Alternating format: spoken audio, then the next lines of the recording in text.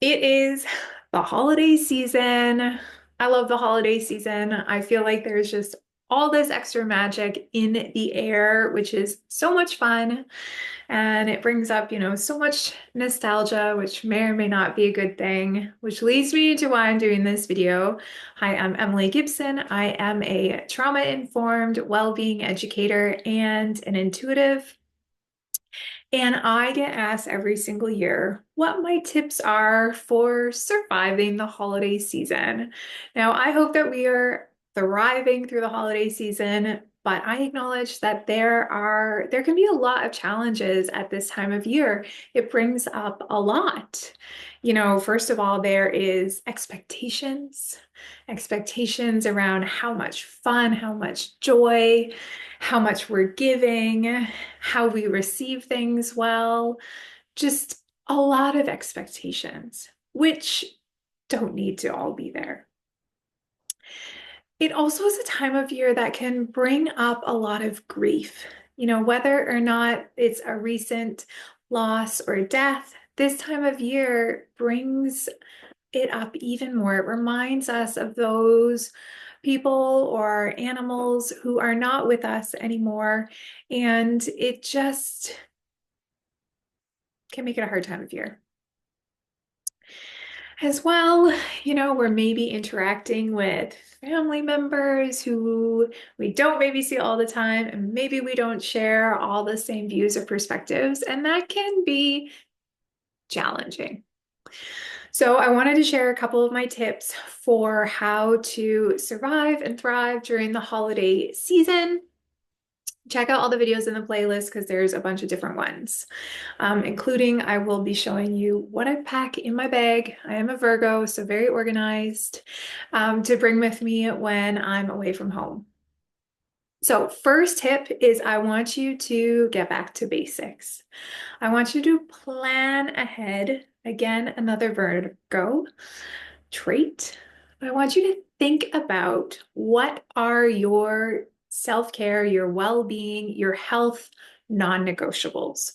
What are the things that you know you need to do regularly? Maybe that's daily, maybe that's a couple times a week, so that you can feel good. And I'm talking mind, body, spirit, emotions feel good. If you've taken my Welcome to Wellbeing workshop, this is what I refer to as your emergency well-being plan. Not that there's going to be any emergencies this holiday season, but this is like going back to the basics. So for me, this would look like making sure that I maintain my fitness routine, that I'm moving my body as much as I can, that I'm sticking to a similar sleep schedule, um, and that I am thinking about making sure that I have enough time to rest. I'm also an introvert, so spending a lot of time with people, as much as I absolutely love that, can drain me a little bit.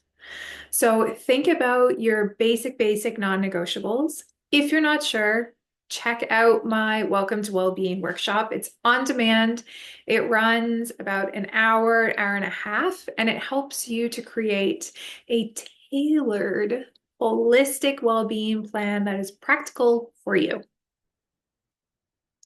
Okay, my second tip is to accept the things that we can't control and just let them go. Let them go at this moment.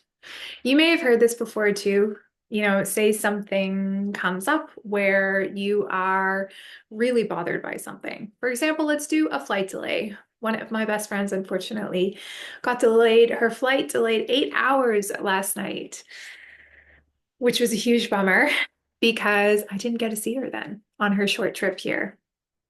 And so to cope with that situation, we identified what we could control, which was really just keeping each other in the loop. They had been trying to switch flights and that wasn't working. And so we just had to patiently keep each other in the loop. And then we also acknowledged what we can't control. Can't control the weather. Can't control that now the pilots have timed out and they need to fly in new pilots. We actually cannot control what time they land. We could plan how we would still pick them up and where they would sleep, even if they're getting in the middle of the night. But we identified what we couldn't get control and let that go. So focus on what you can control and try to release what you can't control. Now, my other tip for the holiday is obviously have as much joy as you can. I think that sometimes life passes us by so quickly, and me in particular, I am not always good at taking in the moment. So for me, at the holidays, a lot of the time for me is staying present. And to stay present in this moment means that my stress hormones probably aren't firing. I'm not anxious about what's going to happen in the future, and I'm not feeling sad about what's happened in the past. And so my easy little trick for how to stay in this present moment is just to feel my feet, to notice and feel my feet. So just right now, if you want to try, bring attention to your feet and then notice. Is your mind going a mile a minute when you're just thinking, bringing all your attention to your feet? No, no, it's beautiful.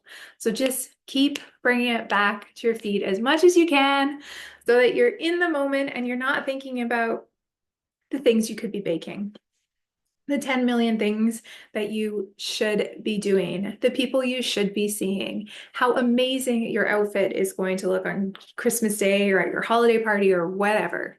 Just trying to stay in the moment as much as we can.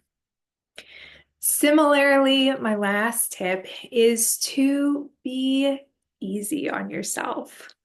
Maybe you don't need to make 7 batches of holiday cookies the night before your gathering.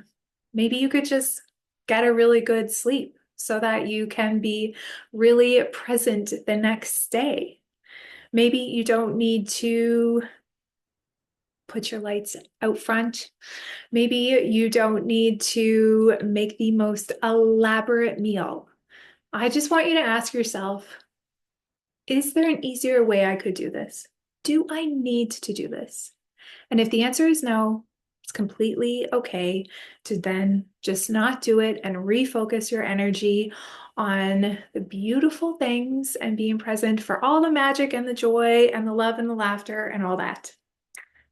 So those are some of my tips. In the next video, I'm going to share with you what I bring with me when I travel to help all those who are going out of town for the holidays.